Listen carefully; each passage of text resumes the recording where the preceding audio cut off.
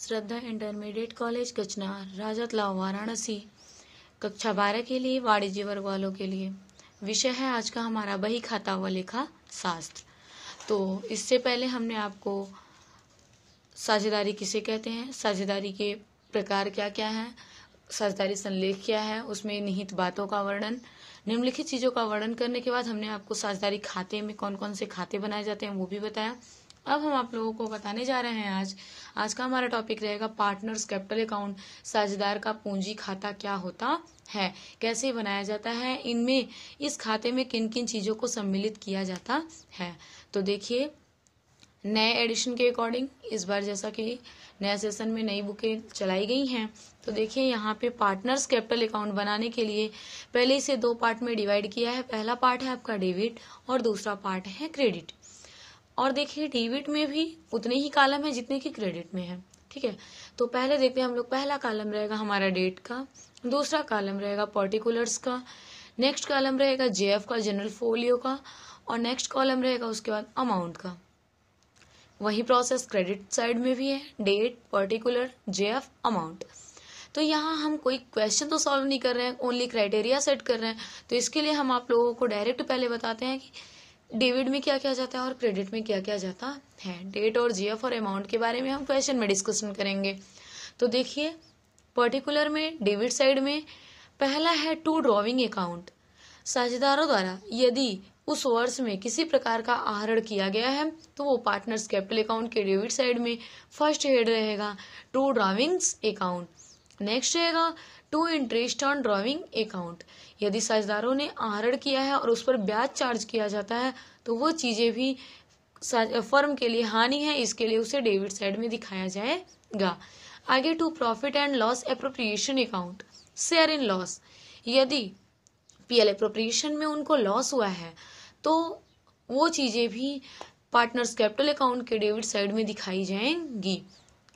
और लास्ट में balance sheet की बातें हम नहीं करते हैं, अभी हम चलते हैं क्रेडिट साइड। तो इधर देखिए, by balance BD, opening capital, जितने भी पार्टनर्स हैं साझेदारी में, जितने भी पार्टनर्स सम्मिलित हैं उन सबके द्वारा जितनी भी पूंजियां लगाई गई हैं वो सभी बाई बैलेंस बीडी करके दिखाई जाएंगी। आगे चलते हैं, बाई कैश और बैंक अकाउंट एडिशनल कैपिटल। यदि कोई साझेदार वित्तीय वर्ष के मध्य में भी किसी प्रकार की पूंजी, अतिरिक्त पूंजी लगाता है फर्म में तो वे चीजें भी पार्टनर्स कैपिटल अकाउंट में दिखाई जाएंगी। आगे by stock purchase account, by stock और परचेज अकाउंट, किसी प्रकार की संपत्ति स्टॉक क्रय किया जाता है तो वो भी दिखाया जाएगा। आगे बाई एसेट्स अकाउंट, कोई भी संपत्ति हो वो भी दिखाई जाएगी। Bye interest on capital account, पूंजी पर उनको ब्याज यदि दिया जाता है तो वो भी दिखाया जाएगा। By salary account, bye commission account, ये सब चीजें खर्चे हैं और साझेदारों के लिए आय है तो वे चीजें भी पार्टनर्स कैपिटल के क्रेडिट साइड में दिखाई जाएंगी। आगे by profit and loss appropriation, share in profit. यदि पीएल एप्रोप्रिएशन बनाया गया है और उसमें उसको प्रॉफिट हुआ है तो वे चीजें भी क्रेडिट साइड में दिखाई जाएंगी। जैसे यहाँ देखिए लॉस दिखाया गया था, उसी तरीके से यहाँ पे प्रॉफिट भी दिखाया जाएगा। और फिर क्रेडिट साइड की बाकियों और डेबिट साइड की बाकियों का योग करके उनमें से जो अतिरिक्त रहेगा, यदि मान लीजिए क्रेडिट साइड अधिक है डेबिट कम है तो यहाँ पे टू बैलेंस सीडी करके क्लोजिंग बैलेंस दिखाया जाएगा। कभी कभी होता है कि डेबिट अधिक रहता है क्रेडिट कम रहता है तो उस कंडीशन में क्या किया जाता है, यहाँ बाई बैलेंस सीडी करके दिखाया जाएगा, ठीक है। तो ये तो हमारा हो गया पार्टनर्स कैपिटल अकाउंट। अब हम आगे बढ़ेंगे तो यहाँ आता है पूंजी पर ब्याज का लेखा। अब देखिए किन किन चीजों पर कैसे कैसे ब्याज चार्ज किया जाता है, उसके लिए क्या लेखा किया जाता है, उन सब चीजों पर अब डिस्कशन होगा। तो देखते हैं हम लोग पूंजी पर ब्याज क्या कह रहा है। भारतीय साझेदारी अधिनियम किसी विपरीत व्यवस्था के अभाव में साझेदारों को अपनी पूंजी पर ब्याज प्राप्त करने का अधिकार नहीं प्राप्त करता, किंतु संलेख में उल्लेख होने पर ब्याज प्राप्त करने का अधिकार होता है। वैसे तो यदि मान लीजिए भारतीय साझेदारी अधिनियम किसी विपरीत व्यवस्था के अभाव में साझेदारों को पूंजी पर ब्याज नहीं देगी, लेकिन यदि संलेख में इस चीज का उल्लेख कर दिया गया है स्पष्ट रूप से कि नहीं साझेदारों को उनकी पूंजी पर किस दर से ब्याज दिया जाएगा, तो ऐसी शर्तों में उनको पूंजी पर ब्याज प्राप्त करने का अधिकार रहता है। इसके लिए जर्नल एंट्री क्या होगी, interest on capital account debit to partners capital account. Partners capital account के डेबिट साइड क्रेडिट साइड में बाय इंटरेस्ट ऑन कैपिटल करके दिखाया जाएगा। आगे चलते हैं, साझेदारों द्वारा आहरण। तो देखिए, इस स्थिति में आहरण की राशि से साझेदार का आहरण खाता डेबिट तथा नकद की स्थिति में रोकड़ खाता क्रेडिट व माल की स्थिति में क्रय खाता क्रेडिट किया जाता है। यदि देखिए, साझेदार आहरण दो प्रकार से कर सकते हैं। यदि वे चाहें तो फर्म से नकद रुपया भी निकाल सकते हैं पर्सनल यूज के लिए, और यदि वे चाहें तो वे फर्म से किसी प्रकार की संपत्ति या माल भी निकाल सकते हैं। तो ऐसी स्थिति में जनरल एंट्री क्या हो जाएगी, partners drawings account debit to cash और बैंक अकाउंट या फिर टू परचेज अकाउंट। यदि वे लोग माल पर्सनल यूज के लिए निकाले हैं तो टू परचेज अकाउंट करेंगे। यदि वे कैश निकालते हैं तो यहाँ टू कैश और बैंक अकाउंट करेंगे। आगे देखिए, वर्ष के अंत में आहरण खाता बंद करने पर। तो वर्ष के अंत में आहरण खाता बंद करने पर इसके लिए क्लोजिंग एंट्री क्या हो जाएगी, partners capital account debit to partners drawing account. आगे देखिए, आहरण पर ब्याज की दशा में, मान लीजिए उन्होंने रुपया आहरण कर लिया है, धन आहरण कर लिया, ऐसी दशा में एंट्री क्या हो जाएगी, तो partners capital account debit to interest on drawings account. Partners capital account debit कर देंगे, इंटरेस्ट ऑन ड्राविंग क्रेडिट कर देंगे। आगे देखिए, साझेदारों का वेतन अथवा कमीशन। तो वेतन कमीशन, ऐसा नहीं है कि साझेदारों को, कभी कभी होता क्या है, जो साझेदार सक्रिय रूप से वहां पे अकेले फर्म में साझेदारी में कार्यरत रहते हैं, उनको कभी कभी क्या दिया जाता है, कमीशन वेतन दिए जाते हैं। तो ऐसी स्थिति में इसकी गणना किस प्रकार से होगी, कैलकुलेशन कैसे किया जाएगा। तो फर्स्ट देखिए, कमीशन देने से पूर्व शुद्ध लाभ पर प्रतिशत के रूप में कमीशन देने से पहले शुद्ध लाभ पर कमीशन। तो निकालने के लिए इसके लिए फार्मूला है, कमीशन के पूर्व शुद्ध लाभ गुणे कमीशन की दर बटे 100। कमीशन के पूर्व शुद्ध लाभ, पीएल अप्रोप्रिएशन अकाउंट बनाएंगे और वहां पे कमीशन चार्ज करने से पहले क्या करेंगे, एक अनुमानित लाभ निकाल लेंगे। अनुमानित लाभ निकालने के बाद उसमें मल्टीप्लाई कर देंगे कमीशन का दर बटे 100 का। ठीक है, आगे देखिए, कमीशन देने के बाद शुद्ध लाभ पर प्रतिशत के रूप में कमीशन। तो देखिए, कमीशन से पूर्व शुद्ध लाभ गुणे कमीशन की दर बटे 100 पर प्लस कमीशन की दर। जैसे मान लीजिए, इस चीजों का हम कैलकुलेशन आप लोगों को यहाँ देखिए बताते हैं। जैसे मान लीजिए कि उनका अनुमानित लाभ निकल गया कितना, 10,000 रुपए, और कमीशन रेट यहाँ पे @5%। ठीक है, तो मान लीजिए यदि पहले निकालते हैं फर्स्ट कंडीशन में हो जाएगा 10,000 इंटू 5/100, ये आ जाएगा आपका कमीशन। और सेकेंड सिचुएशन में क्या करेंगे, 10,000 इंटू 5/105, जैसा हमने आपको बताया था 100 प्लस कमीशन की दर। तो ये आ जाएगा आपका क्या, कमीशन का अमाउंट, कितना उनको कमीशन दिया जाएगा। आगे देखिए, जर्नल एंट्री, इसके लिए क्या की जाएगी, तो पार्टनर्स सैलरी या और commission account debit to partners capital account.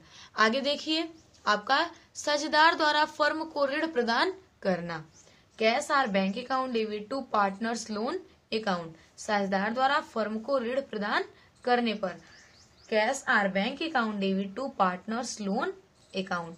और ऋण पर ब्याज यदि उनको दिया जाता है तो क्या एंट्री होगी इसके लिए, तो interest on loan account debit to cash और bank account to partners loan account to partners capital account. इन तीनों में से कोई एक हो सकता है। यदि मान लीजिए कि कैश और बैंक अकाउंट में इंटरेस्ट ऑन लोन दिखाना है तो एंट्री यहाँ पे हो जाएगी interest on loan account debit to cash और बैंक अकाउंट। यदि मान लीजिए यही interest on loan partners loan account में दिखाना है, पार्टनर्स लोन अकाउंट, तो वहां पे हो जाएगा interest on loan account debit to partners loan account. और यदि यही ऋण पर ब्याज पार्टनर्स कैपिटल अकाउंट में दिखाना है तो interest on loan account debit to partners capital account. ठीक है, आगे देख लीजिए, हम आप लोगों को कुछ थियरी बताते हैं बुक्स में।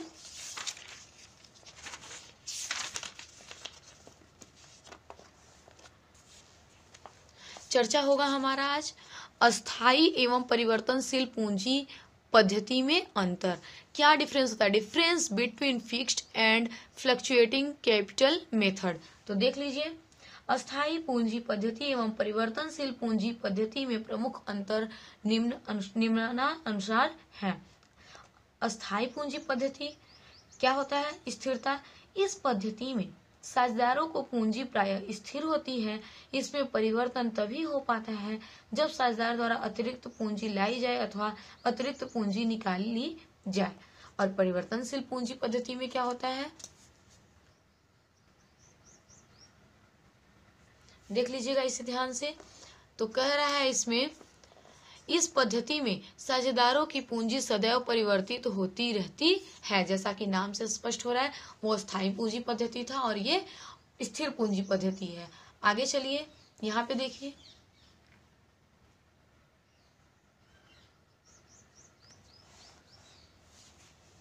इस पद्धति में साझेदारों को पूंजी से संबंधित दो खाते खोले जाते हैं, पूंजी खाता एवं चालू खाता। और परिवर्तनशील पूंजी में कौन कौन सा?